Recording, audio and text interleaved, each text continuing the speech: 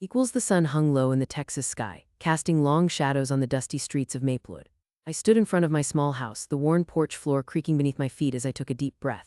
The warm air filled my lungs, but tonight it felt heavy, charged with a tension I couldn't shake. My fingers brushed against the peeling paint of the porch railing, a tangible reminder of the years I had spent here. A house that used to feel like home but now felt like a cage. My name is Clara Jennings, and as I looked around my neighborhood I couldn't help but think of what happened, the betrayal that had twisted my heart into something sharp and bitter. Clara, have you seen my keys? My friend Jenna's voice broke my concentration and I turned to see her, her blonde hair bouncing in the evening light, a reflection of her relentless optimism. She always did manage to find a sliver of joy in the bleakest of moments. In the kitchen, I think, I replied, forcing a smile. The two of us were supposed to have a peaceful evening to unwind after work, but instead I was wrestling with thoughts of him. You okay? You look a little lost, Jenna observed, her azure eyes searching mine for answers. I shrugged, trying to wave off the concern. Just had a heavy week was all I could muster. Jenna opened the screen door and stepped inside, her silhouette framed against the dim light from the living room. I followed her, the familiar scent of lavender soap lingering in the air. What was it you said the other day? Life is a roller coaster, she quipped, a playful smile on her face as she rummaged through the kitchen drawers.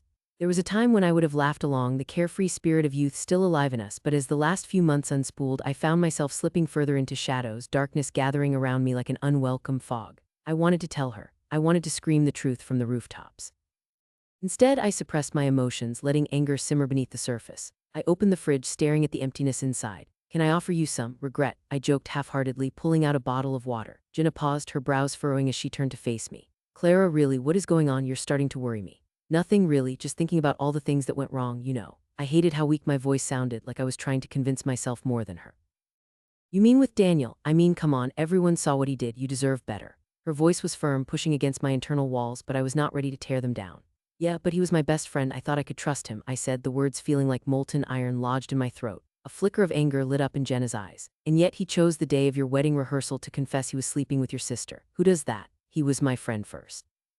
I get that it was wrong, and I swallowed hard. It just hurts seeing how easily he gave it all up. There I was, the girl abandoned at the altar, staring at the remains of my dreams like shattered glass on the floor. For the millionth time, I winced as memories came flooding back. The laughter, the joy, and then the betrayal. I could still smell the cologne he wore, the way it mingled with the scent of the flowers at the wedding venue, and the sheer disbelief I felt when Jenna pulled me aside that day to reveal Daniel's secret. Clara, if he doesn't see what a gem you are, then he doesn't deserve a single moment of your time, Jenna continued, her voice softening, full of concern. In that moment, I felt the bubble of resentment rising within me like boiling water. I just want him to know how it feels, I confessed, the words spilling out before I had the chance to catch them. What do you mean? Jenna asked, tilting her head. I could see a flicker of understanding in her gaze, a twinge of fear crossing her features. Clara, be careful, you don't want to go down that path. He ruined my life. Do you expect me to just sit here and watch him live his happily ever after with my sister? I could feel the heat building in my cheeks, the adrenaline surging through my veins at the thought of their new life together. That is not fair, she said, her voice rising a notch as she crossed her arms. Revenge is not the answer. Is it revenge or is it justice? The question hung in the air like a heavy humidity, thick and suffocating. Clara, please think about what you're saying. Jenna's expression was softening toward concern again, and it made me want to scream. I could feel my resolve faltering, but also the whisper of strength urging me to embrace it. What do I have to lose? I murmured, half to myself. You have your dignity, she exclaimed, frustration lining her subtle features. What if it backfires? You are a good person. You do not want to turn into someone you do not recognize. The truth of her words hit me. I wasn't just dealing with Daniel's betrayal. I was staring down the barrel of my own heart and wondering just how deeply marred it had become. Would it be so terrible? I thought to myself. Images flashed in my mind, Daniel bowling, laughing with people who now turned their backs to me at the local pub, and my sister, the one I had shared secrets with, planning her life without me, planning to wear the white dress I had long imagined for myself. The idea of revenge slowly transformed under my skin, taking root instead of withering away. What if I made sure they felt what I feel? I whispered to myself more than to Jenna, who was still watching me keenly, her two-toned hair shifting like a worried flag in a soft breeze. What would you even do? She pressed. I don't know, maybe ruin something precious to them. Show Daniel that what he took from me was more than just my wedding day. Her expression shifted to pure disbelief, the kind of look you give someone when they've just proposed an absurd idea. Clara, you don't want to spiral down that road. It only leads to darkness. And yet here I am dancing with shadows, I replied, trying to embrace this tumult within me, the pain morphing into something sharper, something dangerously intoxicating. Jenna stepped back as if she had physically been pushed. I will always be here for you, but do not lose yourself in this obsession. Her voice was low now, a whisper steeped in urgency. I felt the weight of her concern pressing down on me, anchoring me to some semblance of sanity amidst a storm of chaotic thoughts swirling in my mind. Justice, I whispered again, the word tasting bitter and sweet on my tongue. It is not justice if you become the monster. I could feel my heart racing at the concept, but deep down I craved that adrenaline, the thrill of creation and destruction woven with scratches of betrayal. Clara, Jenna's voice pierced through my fog. Promise me you will think carefully about what you are doing. Revenge will only ruin you. I searched her face, penetrating her protective barrier, but my heart felt heavy like a bag filled with stones. You won't understand unless you've been there. No, I won't, and I am glad, she replied earnestly, and I saw the resolve in her eyes. It makes me do everything I can to keep you from going over that edge. You were always the dreamer, the one with the future full of light. Please do not allow it to drown in darkness. But what if in this moment it feels like the only way? I countered. The weight of her disappointment washed over me like a blanket woven from the threads of her love and history, and despite everything inside me wanting to lash out and scream, I felt myself slowly shifting. Clara, the road of revenge goes nowhere good. Look at what happened to people around you. Look at Anna. She thought she could get back at her cheating boyfriend by ruining his car. It took her years to recover. But I cannot find peace, I declared, tremor in my voice betraying the vulnerability I struggled to hide. I wrapped my arms around myself, seeking warmth from my own discontent that only seemed to grow. Maybe it is not revenge you should pursue, but closure. Maybe you need to learn to let go. I shook my head, denying myself her wisdom and staring into the void outside the window, where the golden light from the setting sun flickered against an anxious horizon. I wanted to believe her, but the flames of anger were so hard to extinguish once they had been kindled. I need to sleep on it. Putting an end to the emotional turmoil, I turned away, pretending to focus on the mess around my kitchen. Okay, but I can't stay here if you keep shoving down your emotions, Jenna replied dejectedly but with a hint of resolution. What if I went and left you with your thoughts? It's fine, I will be all right. The door creaked as she opened it, and the last bit of golden light faded as night began to creep in. Just promise me one thing, Clara, she said with genuine concern. Do not let anger consume your soul. I watched as she stepped out, the sound of the door closing behind her echoing an emptiness I felt inside. Left alone in the faded warmth of my unwanted home, I sank into the old, comfortable chair where I had envisioned the future filled with love and laughter. Only now that future had crumbled to dust. Drowning in the silence, my thoughts swirled and churned. Maybe she was right, I whispered to the empty room, but the fire feels so good, so alive. I could almost hear the echoes of laughter that haunted me still, but they were swallowed up by the noise of my own rage growing louder, chanting my need for revenge into existence like an unholy mantra. The night was still young, the air thick with secrets, and as I allowed my thoughts to fade in and out, my imagination began to weave a web of intricate plans. Perhaps this was my path, perhaps Daniel and Anna's dream would meet a storm, and maybe, just maybe, I would finally feel whole again. The heavy air in my tiny apartment felt oppressive as I sat at my kitchen table, the dim light flickering above me like a warning. It was hard to concentrate, difficult to think clearly with the chaos swirling inside my mind. I kept replaying the events that had unfolded at the party last Friday, my fingers tapping nervously against the worn wood of the table. The memory of Nathan's laughter, the way he brushed off my presence, it gnawed at me like a persistent itch. He and the others had thought I was out of their lives for good, that I'd simply fade away into forgotten obscurity. But I was still here, and I would make sure they regretted ever mistaking my silence for weakness. Clara, you can't just keep going over the same things in your head, I muttered to myself, my voice low and shaky. I needed to clear my thoughts, to focus. I reached for my notebook, the pages already filled with scrawled plans, ideas scribbled in the frantic spurts of inspiration that struck when I least expected. The earlier lines of my revenge plotted out like a roadmap, but now it was time to dig deeper. Just then my phone chimed, startling me. I glanced down at the screen, my heart racing as I saw Sophia's name flash across it. My best friend would know how to help channel this energy into something productive. I took a deep breath and swiped to answer. Hey Clara, how are you holding up? Sophia's voice was a balm, grounding me briefly as I sank deeper into the abyss of my thoughts. She had this unshakable calmness, her words wrapping around me like a comforting blanket. I don't know, Soph, I sighed, rubbing my temples. It's just, everything keeps swirling in my head. I can't think straight. I feel so angry and it feels unproductive. Maybe it's time to do something. You shouldn't let those jerks get under your skin like this. What's the plan? She asked, her voice eager, almost excited. I took another deep breath, images of Nathan's smug face filling my head again.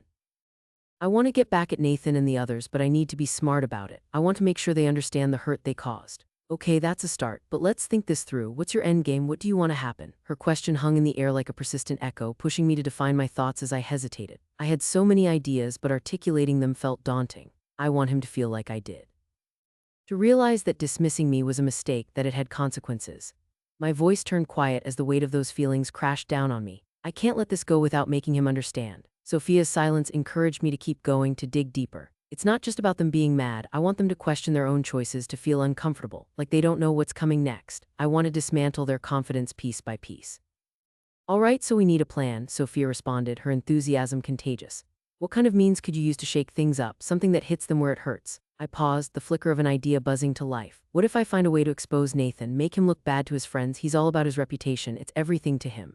The thought felt delicious as I said it, like a sweet morsel resting on my tongue. Okay, so how do we do that? You must have some dirt on him. After all, everyone has something to uncover, she suggested, her excitement palpable. We both knew Nathan had compromised himself more than once in the past. I could think of a few incidents, but now intentions glimmered in my mind, sharper than ever. There was that time last summer when he threw that epic party at his parents' place. The cops were called and he tried to pin it all on Jake, but he got caught lying, I recalled, rhythmically tapping my pencil against the table as I thought it through. Perfect, Sophia said, her energy infectious. You can remind everyone of that Achilles heel. We just need to make it public, really public, unforgettable. Right? But I can't just pull something out of thin air. I need proof, something more convincing than just whispers and rumors. I ran a hand through my hair, feeling the weight of the task ahead. Okay, so how about digging into his social media? Sophia suggested. People tend to forget about those incriminating photos and posts once they've been uploaded. Social media is like a time capsule of bad decisions. My heart raced at the thought. You might be onto something, but I need to be discreet about it. Nathan is always checking his account. I can't let him know I'm watching. If he suspects anything, it could blow up in my face. I can help with that, she replied confidently. I'm pretty good at online research. We can create an account that has no connection to you. We can follow him and see what we can dig up. It'll be like a spying mission. We brainstormed ideas, our voices overlapping as we bounced thoughts off each other. I felt a mixture of vulnerability and empowerment. My ideals of revenge took shape with every suggestion, every enthusiastic word. My anger felt lighter, like I was shedding a heavy coat that had burdened me for too long. I had spent too long in shadow now, it was time to step out into the light. All right, here's what I need to do, I said, my voice firmer. Let's set this investigation in motion. I want to gather all the evidence before Nathan even realizes. We'll start with social media, see if we can find some dirt from that party last summer. Absolutely. When do you want to start? Sophia asked, the excitement fueling my own determination. Let's do it tonight, I answered, the pounding of my heart echoing my readiness. I can't wait any longer. I want to hit him before he can even anticipate it. We spent the next couple of hours strategizing, one idea building upon the last, laughter breaking out occasionally as we envisioned the plan. It began to feel like our own version of a secret operation, like characters in a movie who were fighting back against the odds. I sparked visibly when I brainstormed a possible in with Nathan's friends. I had spent years building some rapport with them through Nathan. If I could get one on my side, they might inadvertently help me dig deeper into his secrets. I'll reach out to Kelly, I decided. She's been a good friend of mine since high school. If there's anyone who knows everything about Nathan, it'd be her. Good idea, just be casual about it, Sophia cautioned. Don't give anything away. You want to sound innocent, curious maybe? Right, innocent, I murmured, trying to project a nonchalant exterior even as my insides churned with anticipation. I'll text her right now and see what she's up to. I need that inside scoop if we're going to make this work. As I typed the message, every word felt like it weighed pounds. I asked how she was doing, mentioned the party, and casually inquired if she remembered those crazy moments of the last summer bash, the kind that weigh on people's minds but are often pushed aside. The clock ticking softly in the background punctuated the silence, and I could almost feel Nathan's eyes on me, piercing through the screen. Done, I announced as I sent the message with a sudden rush of adrenaline. I leaned back in my chair, trying to even my breathing, my heart racing with expectations. You've got this, Sophia reassured me, her smile breaking across the room, fueling my resolve. Now let's focus on what kind of evidence we're looking for. If we're going to make Nathan regret messing with you, we'll need something strong, something that will shake him at his core. The two of us started discussing the types of truth I could find buried in Nathan's social media accounts. We could start with his Instagram, the shrine of his fabricated life where he lit up his world through snapshots that could easily be reinterpreted. If he held onto that photo of his party backdrop, there might be something in the comments. Anyone complaining about it gets us closer to what we need. My mind raced as I envisioned our next steps. The bitterness rose and I chuckled quietly at all the traps I was manifesting, watching them ripple outward as I plotted their eventual collapse. As I prepared my laptop and laid out my plans, each click onto Nathan's social media nourished the growing fire within me. Nothing would stop me from gathering the pieces I needed, and I was determined to push forward with every ounce of energy I had. I would meticulously weave my revenge, and Nathan would learn that my wounds were not left to fester in isolation, but instead sought closure in the vibrant tapestry of my rebirth. I would turn this pain into power, one calculated move at a time, leaving nothing but cracks in the ground where I had once stood. Stronger, bolder, and ready to face the upheaval I was about to unleash. I was standing in the quiet of my dimly lit living room, the soft hum of the refrigerator being the only reminder that life continued outside my darkened space. The faint light from the street lamps outside flickered in through the thin curtains, casting a ghostly glow over the stacks of papers cluttered on my coffee table. The documents were my lifeline, each one a piece of the intricate web of revenge I was weaving. I had finally gathered enough evidence to expose Ted Holloway, and the thought sent chills racing down my spine while my heart thudded relentlessly against my ribcage. But the excitement was quickly overshadowed by fear and uncertainty. Would it really work? Could I take him down like I planned? As I paced the room, I recalled the moments that had led me here, the betrayal that had driven me to this point. A deep betrayal wrapped in a pretty smile, a fake friendship that sliced through my trust like a knife through butter. The memory of that day in the office came flooding back. I had just come back from lunch, the lingering aroma of my favorite sandwich still clinging to my clothes, when I saw Ted standing too close to my desk, laughing with Sarah, my supposed best friend. They were leaning in, whispering, and as soon as I stepped through the door, the laughter stopped abruptly. Ted shot me a glance, cool, calculating, with a hint of something that felt victorious. I had felt my heart sink at that moment. I tried to act nonchalant, but the tightness in my chest made it hard to breathe. "Hey Clara," Ted said, straightening his posture. "We were just discussing the new project." "You mean the one that you only decided to give me the day before the deadline?" I shot back, crossing my arms. "That's right, we just thought you could handle it," he said with a smirk that said he reveled in the power. I could feel my blood boiling, but I held my ground. "You mean you thought you could sabotage me and get away with it?" Sarah stood there, her eyes darting between us, holding a half-empty cup of coffee like a lifeline, but saying nothing. That was the moment I had realized she was in on it. They had been conspiring against me, and I was just the scapegoat for their twisted game. I had stormed out of the office, fuming, but then it hit me. A plan began to take shape in my mind. That was when the seed of revenge planted itself in my soul.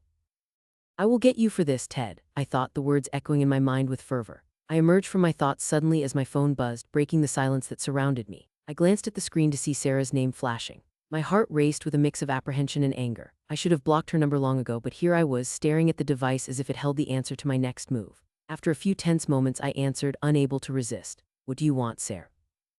I bit my lip to suppress the irritation pooling in my chest. "Clara, I know we have not talked in a while, but we need to discuss things."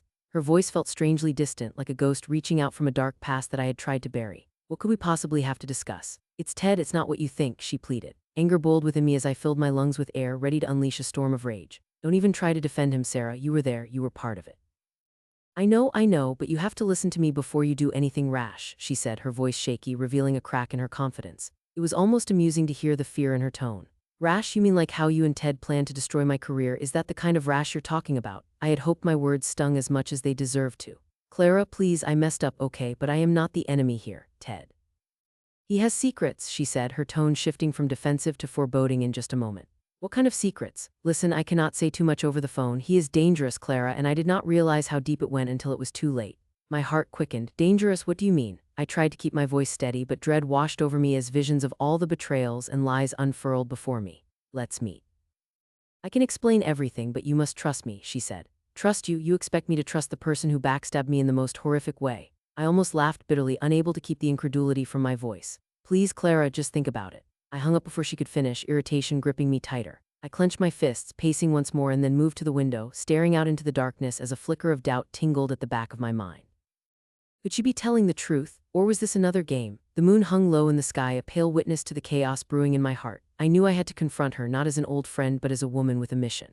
My resolve hardened. I grabbed a pen and scrawled down the details I had gathered on Ted so far. I was meticulous, writing down every lie, every shady deal he had made, and every time he had crossed the line. I could take him down, but it relied on gathering everything just right, enough proof that would be undeniable. As I scribbled, a plan formed in my mind. Even if Sarah was part of the game, I could use her, maneuver her into revealing what she knew. Maybe she could help me, whether by accident or design. The thought of pulling the strings from behind the scenes excited me. This would be the moment I would grab hold of my life again. "I will set up a meeting," I muttered to myself, the determination washing over me like a tidal wave. The possibility thrilled me, but the fear lingered, a constant reminder that this woman had once been one of my closest friends. What if Sarah was trying to set me up instead? The thought darkened the excitement buzzing within me. I took a deep breath, forcing down my doubts. I would meet with her, but on my terms. Night stretched on, each minute feeling like an eternity as I stewed in my determination. I trudged through the memories, each one a layer of the plans slowly revealing themselves in my mind. I needed to act quickly before Ted noticed anything amiss and locked his defenses tighter. The clock ticked with an all-too-consistent rhythm, matching the pounding in my chest. Finally, I set a timer, telling myself this was it. I'd give Sarah until the morning to respond before I took matters further into my own hands.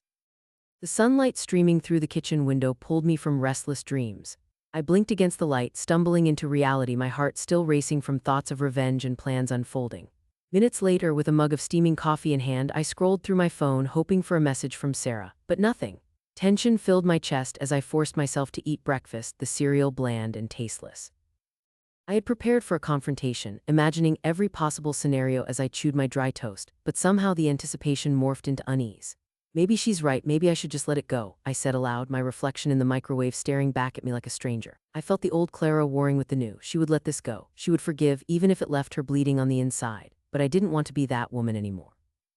I wouldn't be the one left behind, walked over and dismissed. I finally decided to text Sarah requesting a time and place to meet. As soon as I hit send, the nervous knots in my stomach twisted tighter. Maybe this is a mistake, I thought, but before I could second-guess myself, my phone buzzed with an incoming message. My heart raced as I opened it. Sarah, let's meet at the Maplewood Cafe at 2. I promised to explain everything. Her message felt like a lifeline and a dangerous trap all wrapped into one. I could hardly concentrate as I washed my face and grabbed my jacket. The walk to the cafe was a short one, but as I stepped outside and felt the cool air against my skin, I realized how unprepared I was for what was to come. Clenching my fists at my sides, I forged ahead. The cafe appeared like a haven with its cozy charm and gentle buzz of chatter.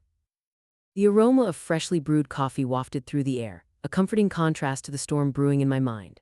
As soon as I walked in, I spotted Sarah sitting at a corner table, her hair falling over her face as she twisted a napkin between her fingers. My heart wobbled with uncertainty as I approached, and I felt a sudden surge of anger. The fact that she had the nerve to meet me felt like a personal offense, but I needed to hear her out. Clara, thank you for coming, Sarah said, her eyes lighting up with a false sense of joy as she stood to greet me, but the apprehension clouding her expression was unmistakable. Let's cut to the chase, I said, choosing to take the seat across from her instead of beside her. What do you know about Ted? She licked her lips, darting her gaze around the cafe as if searching for eavesdroppers. You have to promise me that you will keep this between us. He has connections, Clara, high up. He could ruin you. I leaned in, ignoring the instinct to roll my eyes. You think he hasn't tried already? Just tell me what you know. Ted is embezzling funds, that's what he was doing behind your back, she said, lowering her voice. He's been taking money from client projects and covering his tracks with fake invoices. What you're saying he's stealing? The shock coursed through me, igniting fury that washed away my hesitation. Yes, but Clara, it's worse than you think. He's involved with people who are not just his own little circle. If you get involved, it could turn dangerous. The word dangerous hung in the air between us like a thick fog. I fought to keep my expression neutral, but inside I felt a rush of adrenaline. And you sat there laughing with him while he tricked me. I didn't know, not until it was too late, she said, desperation creeping into her voice. I sensed the sincerity behind her words, the fear coating her silence. You have to understand, Ted can be ruthless. You might think you can take him down, but he'll come after you with everything he has. Let him try, I spat out, my voice low and threatening. I'm done being a victim. Sarah flinched at my fierce tone, and I saw the tension ripple through her frame. Clara, we might be able to work together, she said gently, almost as if she was trying to soothe an unexpected storm. If we join forces, we can gather evidence, and then what, Sarah? I'm going to give him the upper hand. I know how this game works. My stomach churned, my emotions bubbling to the surface. You're trying to protect yourself while tossing me into the fire. Before she could respond, the door swung open and a sudden burst of customers flooded in, bringing a cacophony of sound and energy. My attention slipped to the door for just a moment, and when I turned back to Sarah, I saw resolve harden in her gaze. Clara, I really think we can pull this off. But we have to move quickly. I might know people who can dig up more dirt on Ted, people willing to help us. A hint of reluctance washed over her face, and I could see her gauging my expression carefully.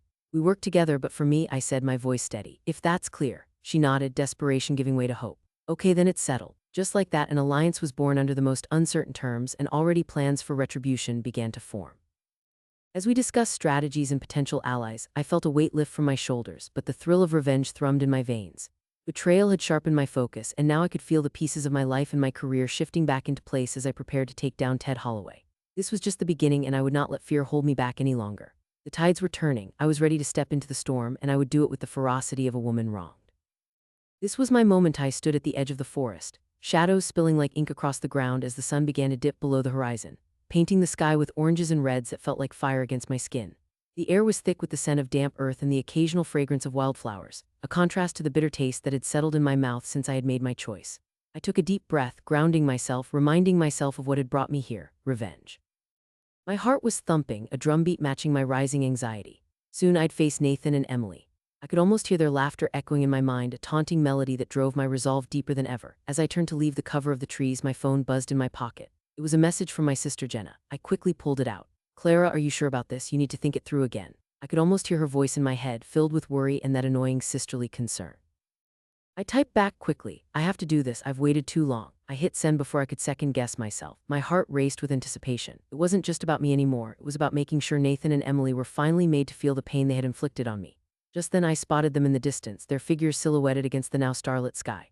Nathan was leaning against his truck, laughing with Emily, the look on his face like he was the king of the world. That familiar heat surged within me, igniting old wounds I thought were mostly healed. I clenched my fists, claws of fury digging into my palms. They looked so carefree, so happy, completely oblivious to the storm brewing just a few feet away. I wanted nothing more than to march right up to them and demand a confession, but I knew that would not be enough to quench the fire in my heart. Instead, I took a slow, steadying breath and let the cool evening air fill my lungs. I needed them to feel the weight of what they had done. I stepped out of the shadowy trees and onto the dirt path, the crunch of gravel underfoot sounding like thunder in the tense silence that stretched between us. Nathan caught sight of me first, his laughter fading into confusion, and I could feel Emily tense beside him. "Clara, what are you doing here?" Nathan's voice was laced with a mix of surprise and irritation. "I came to talk," I said, trying to sound casual while my heart raced. The emotional tremors in my chest threatened to expose the storm inside me. "Talk about what? We don't have anything to say to each other," Emily chimed in, crossing her arms defensively. Her words dripped with disdain, but deep down I could see a flicker of unease in her eyes. "Oh, but I think we do," I replied, forcing my voice to steady amidst the whirlwind of emotions. I took a few steps closer, my pulse quickening as their expressions shifted from curious to concerned. "You both thought this was over, didn't you? That I would just move on and pretend everything's fine?" Nathan pushed himself off the truck, glancing at Emily before focusing on me, his expression a mix of defiance and confusion. "Clara, seriously, it's been years. Let the past go. We're all adults now." "Adults?" I let out a bitter laugh. "You think pretending it never happened makes you adults? You ruined my life, Nathan. You crushed everything that mattered to me." My voice wavered, raw with the weight of those memories. Emily scoffed, her posture still guarded. "You need to grow up, Clara. Whatever happened between you and Nathan was years ago. It's time to move on." "Move on?" I practically shouted, my voice cutting through the night. "I spent years trying to scrape together a life while you two pranced around as if nothing happened. You destroyed my trust, my friendships, everything." Suddenly, Nathan's bravado crumbled. "Look, Clara, I didn't mean to hurt." "Didn't mean to hurt," I interrupted, feeling the anger bubbling like lava threatening to erupt.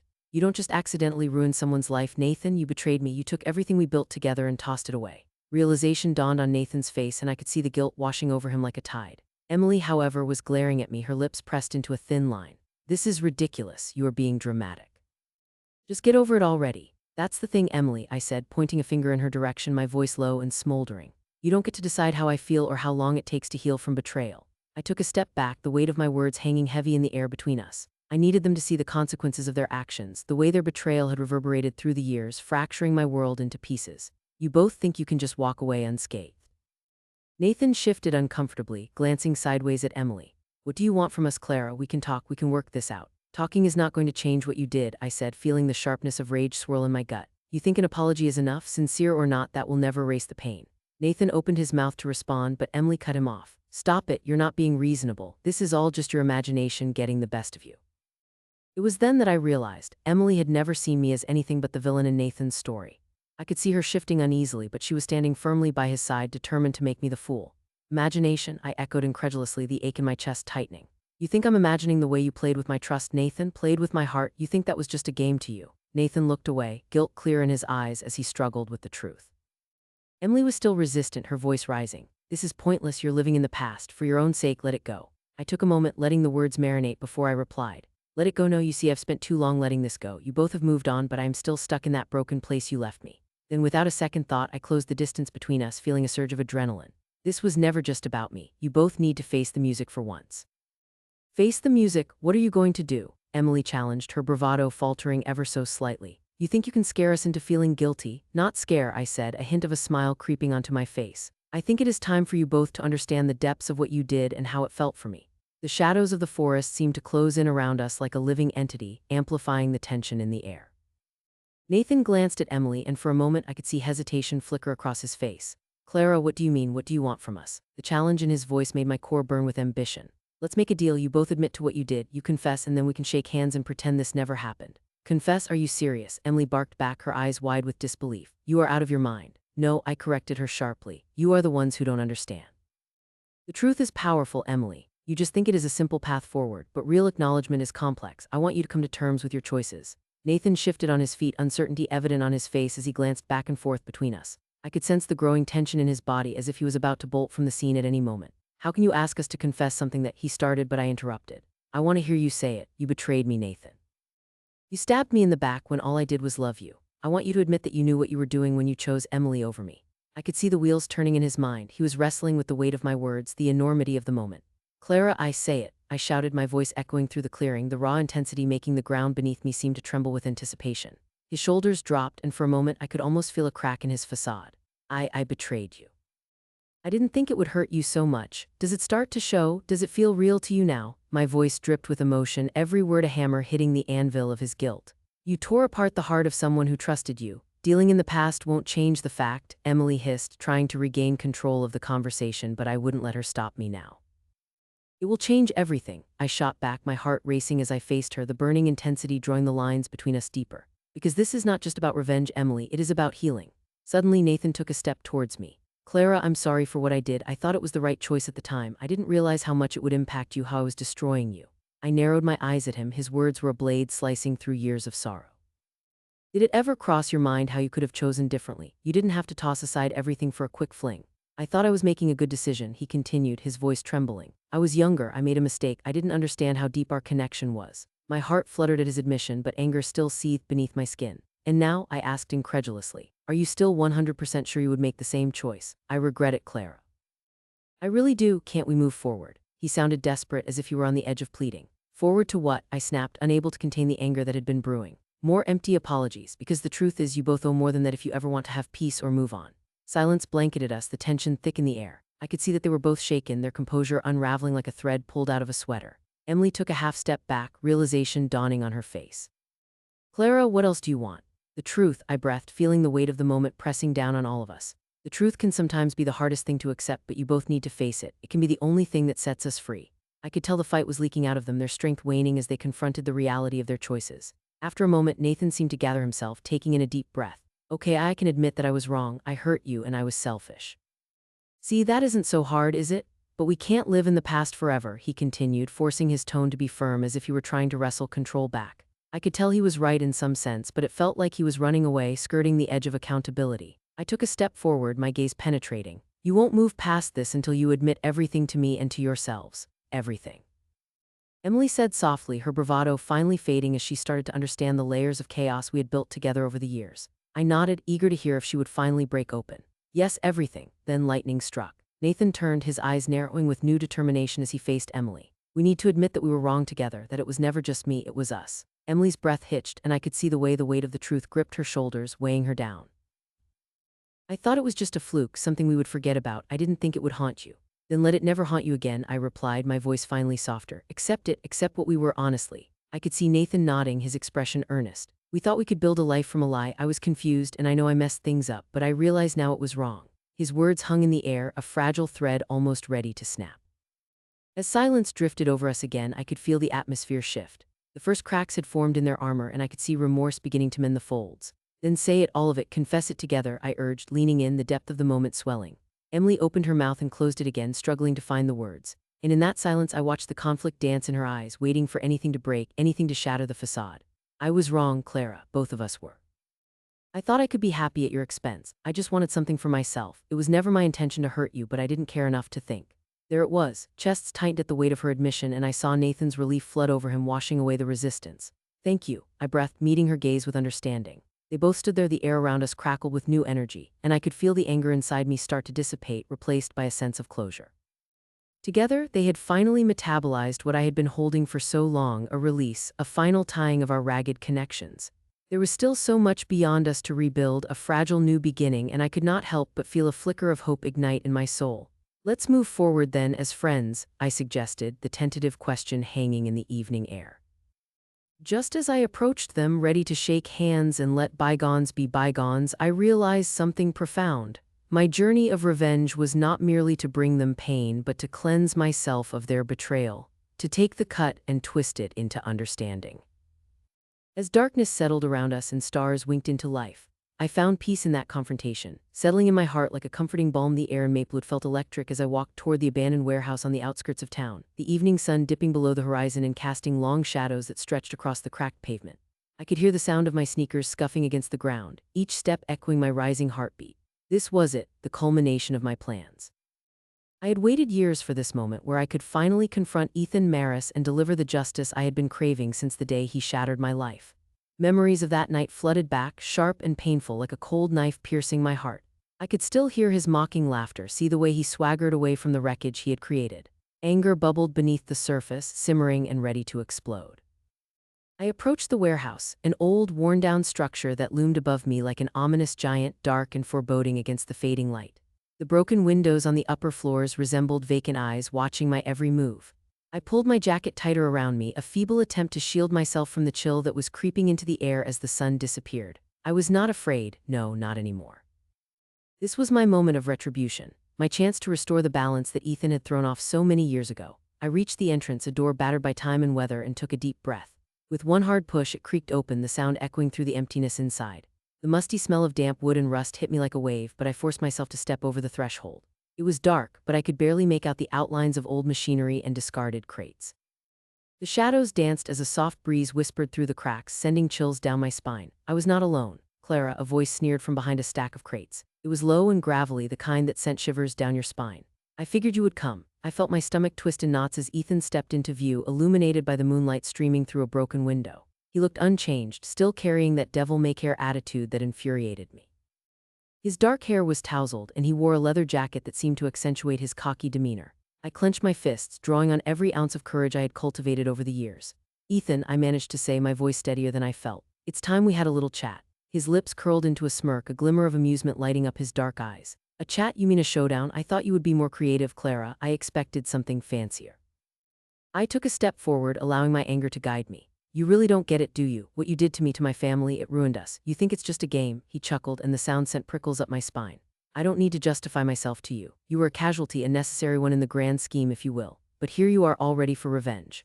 I felt my pulse pounding in my ears as I tried to suppress the memories of pain and helplessness he had caused. "You think this is just about revenge? This is about bringing balance back to my life. You walked away without a care, but I had to rebuild. I had to claw my way back from hell because of you." His amusement faded slightly, replaced by a flicker of annoyance. "Rebuild? You mean survive? There's a difference." I could feel the rage simmering just below the surface, and I took a breath, letting the anger channel through me. "You don't even realize the extent of the damage you caused. The scars you left behind are not just mine, they tore through my entire family. They still don't know how to heal, how to forgive. And you just continue to live your life without a single thought of the consequences. We all have issues, Clara. Yours just happen to be more entertaining than most. Isn't that what life is, survival of the fittest?" He stepped closer, his confidence radiating off him. I fought the urge to scream, to let the pain consume me, but I wouldn't give him that satisfaction. "You think you're invincible, but you're not. You can't push people to the brink and not expect something to happen. You think you understand the game, but I've learned to play it better. This time you have no power over me." His expression shifted, an eyebrow quirking up in curiosity. "Why so dramatic? You know revenge is a dish best served cold, right?" I decided it was time to lay my cards on the table. "Then consider this a chill. I'm not here for theatrics. I'm here to make sure you understand. You think you can just walk around being untouchable? You have to pay for what you've done." Suddenly the air shifted, and I caught the scent of smoke, burning wood mixing with the stale smell of the warehouse. Confused, I looked away from Ethan, scanning the darker corners of the place. "What's that smell?" He shrugged, a gleeful grin creeping back onto his face. "Just setting the stage for our little performance. A reminder that sometimes it's best to leave the past in flames." My heart raced as I realized what he was implying. "You set this place on fire." Panic surged through me, mixed with a primal fear. "We need to get out of here." "Why, it's not like you have a chance anyway. You came here to confront me, but now it looks like you're trapped in my little game." He stepped back, arms crossed, his face lit up with eerie satisfaction.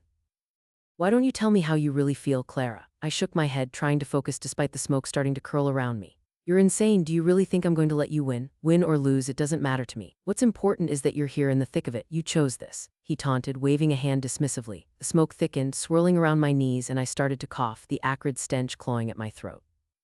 All the tactics I had planned danced in my mind, but now I felt trapped, like the walls were closing in. I needed to flip this situation to my favor. "Not leaving without justice," I said, determination lacing my words despite the panic creeping up my spine. "And there's a fine line between just having fun and being a monster, Ethan. You crossed that line long ago." He laughed, the sound slicing through the smoky air like a knife. "You think you're here to lecture me? You've always thought too highly of yourself, Clara, but really, don't you see? This is just the cycle of life. You get dealt your cards and play them. You can cry all you want, but in the end, it's just a game." Maybe, but games can turn deadly. I could feel the adrenaline coursing through me, fueling my resolve. I needed to turn this into my advantage. "You underestimate how far I'm willing to go." "What do you mean?" His tone shifted, a flicker of concern breaking through his bravado.